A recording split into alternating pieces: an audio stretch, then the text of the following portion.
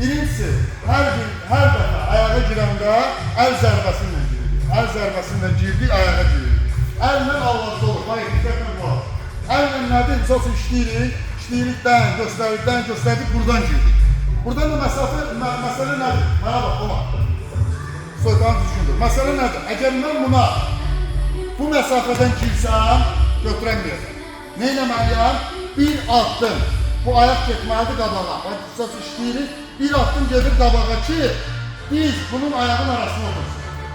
Aydındır, baba getdi, bu oturduk bura. Bu ayaq gəldi bunun yanına. Buradan biz bunu kaldırıda bilərik.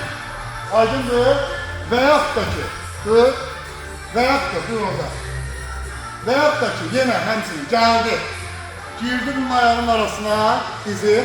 Buradan geldik. Bu ayak keçinin arkasına buradan oturtturada bilərik, yerdə döymək üçün. Və yaxud da ki, eyni qaydayla döykürük, buradan geldi, oturdu. Hər bir halda bu ayak gəlir bura. Geldik, buradan qaldırdı, orada bir yere. Kestik bunun yanına, döyə bilərik, üstünə tutma bilərik.